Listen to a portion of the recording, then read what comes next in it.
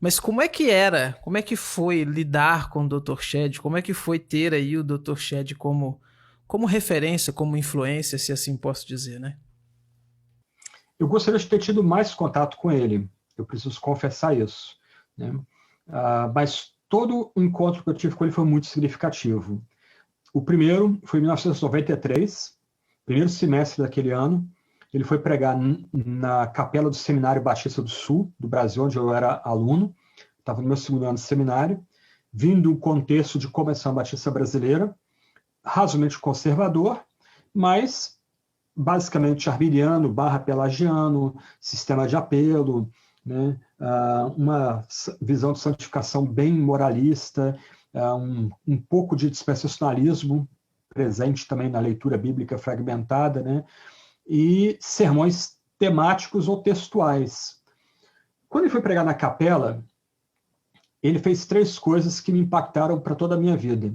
Primeiro, ele pregou expositivamente Efésios capítulo 1, e eu nunca tinha visto alguém pregar, primeiro, como ele pregou, né? Ele não levantava a voz, não dava soco no púlpito, uma voz sempre mansa, sempre pacata, mas assim, a postura dele e a forma dele expor o texto verso a verso. Eu lembro que eu estava no mezanino, no primeiro dia que ele começa a pregar Efésios 1, capítulo 1, verso 1 a 14, eu me inclinei e havia um muretinho ali, eu botei os dois braços assim e fiquei ali, lá de cima, olhando aquele ancião.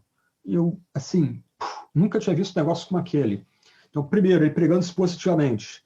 Segundo, na exposição bíblica dele, ele tocou em predestinação, que até então, para nós, criado em igreja batista, né, era coisa de presbiteriano isso. Batista era, no máximo, perseverança dos santos e não se falava mais nada sobre os demais chamados pontos do calvinismo, né? E ele expondo o texto ali, falando de predestinação, que a escolha por obra divina, Efésios 1, 10 e 11, Deus faz tudo como lhe apraz, segundo o beneplácito dele, a vontade dele, a boa vontade dele. Gente, que é isso? Nunca ouvi, eu fui criado 6 meses, eu fui apresentado à Igreja Batista, nunca tinha ouvido, eu tinha 25 anos, 24 anos, eu nunca tinha ouvido algo como aquilo. E terceiro ponto, ele pregar sobre avivamento, num contexto muito antipentecostal e anticarismático. E eu lembro que ao final daquela semana, eu não só, então, acompanhei ele pregar na capela, mas onde ele falava no seminário, turmas, eu dava um jeito de matar a aula e entrar ali na sala de outra turma para ouvir aquele senhor, né? E aí eu tive uma chance de conversar com ele, muito rápida, e uma única pergunta. Eu virei para ele, pastor, muita coisa para mim aqui é novidade. E assim, eu preciso deixar claro que Deus me chamou com 15 anos e eu meti a cara. Eu tive um ótimo pastor na adolescência, botou bons livros de teologia na minha mão, livros que eu tenho até hoje, Panorama do Novo Testamento, Vida Diária nos Tempos de Jesus. Eu tive que ler isso com 15, 16 anos, quando eu virei para ele e disse, olha, eu entendo que Deus está me chamando para o ministério. E esse pastor me botou para pregar cedo e me avaliava, e ele começou a estimular que eu fosse para fazer trabalhos missionários, voluntários às missões nacionais. Então, eu sempre fui muito curioso, muito, tentando estudar e ler e dar o melhor no que Deus colocava para eu fazer, pregando, evangelizando. Cheguei a fazer estudo bíblico dentro de centro espírita.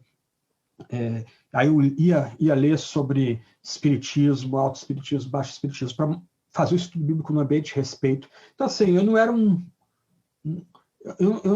eu já tinha eu já lido a Bíblia toda várias vezes, então eu tinha um bom conteúdo, mas aquilo ali, assim, me tirou o chão. Aí eu fui pedir uma dica de leitura para o Dr. Shedd, ele falou assim, olha, se você tem dinheiro para um livro, compre Avivamento de Lloyd Jones.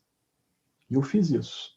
Aí fui lá, comprei na livraria do seminário, Avivamento de Lloyd Jones, e eu comecei a ler aquele livro ali, e o livro, eu não sabia que era Lloyd Jones, a gente não tinha biografia dele, não tinha as facilidades que a gente tem de jogar no Google o nome dele, aparecer o verbete no Wikipedia, eu nem sabia que era Lloyd Jones, que eu queria ler o livro dele, e li o livro dele. E aquilo ali foi outro divisor de águas, ao ponto de que eu fechei esse livro e nunca mais o abri. para que ele não perca o impacto que ele teve na minha vida, né? Dali eu fui para Puritanos, Origens e Sucessores.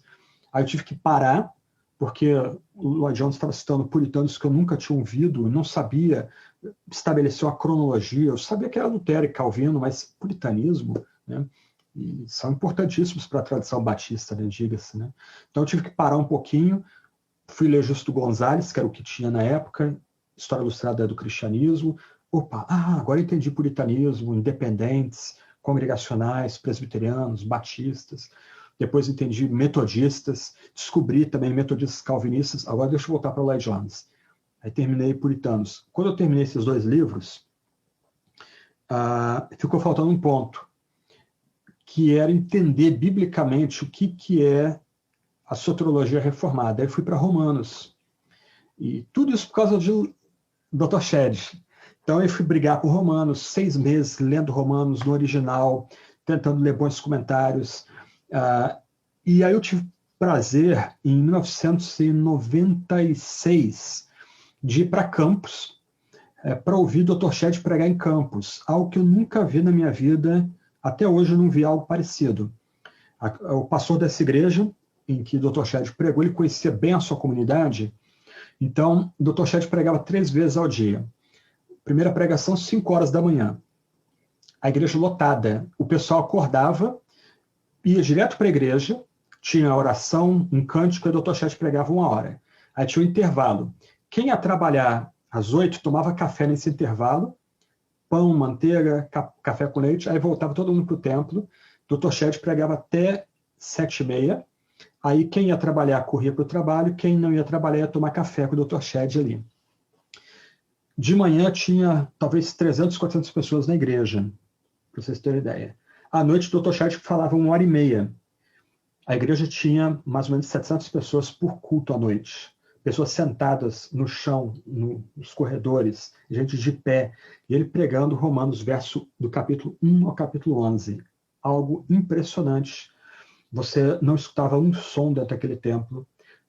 Tinha trabalho para as crianças, então aquele silêncio e o Dr. Shedd expondo o texto, verso a verso. E aí nos intervalos a gente ia conversar com ele, bater papo com ele, perguntas de seminarista, perguntas pessoais, perguntas teológicas, né? Perguntas sobre livros, né? E foi assim, e daí eu comecei, onde o Dr. Shedd ia, eu tentava ir atrás, depois eu tive o privilégio de dividir púlpito com ele, e sempre aquele jeito muito paciente com todos que se aproximavam dele, um homem de profunda oração. Eu lembro que depois, dando aula no seminário, levei o Dr. Shedd para pregar 1 semana para a gente, e o aluno que ia levá-lo para o aeroporto chegou mais cedo, e como bom aluno, meteu a mão na porta e entrou, né? E quando ele depois veio falar comigo, muito chateado, né, que ele se sentiu ali violando a intimidade do Dr. Shedd, mas quando ele abriu a porta, o Dr. Shedd estava de joelhos, na cama, na parte de fundos da cama, e com o Novo Testamento grego aberto diante dele, né? Aí o Dr. Shedd tomou aquele susto, o aluno ficou muito sem graça, pediu perdão e fechou a porta, aí ficou esperando o Dr. Shedd fora, né? Mas sempre esse homem muito temente a Deus, muito humilde, muito manso, ele talvez tenha sido um dos grandes luminares que a igreja brasileira teve, né? Se nós temos aí muitos homens pregando positivamente, isso dá por Dr. Shedd. Então, eu lamento não ter tido mais contato com ele, lamento nunca ter estado numa classe com ele, né? Mas sempre que eu pude, eu fui assisti-lo, vendo pregações memoráveis dele, como em Brasília, ele falando no evento de missões, da Junta de Missões Mundiais Nacionais, o Desperta, né? Ele pregando para milhares de jovens ali, para suscitar vocações missionárias, né? Sempre a mesma pessoa, um homem simples, um homem humilde, só que um homem brilhante, muito bem formado, PhD pela Universidade de Edimburgo, foi pastor de 2 igrejas presbiterianas quando esteve na Escócia, né? Era chamado de Billy Graham, porque ele pregava evangelisticamente, né? Num ambiente não muito acostumado com isso, né?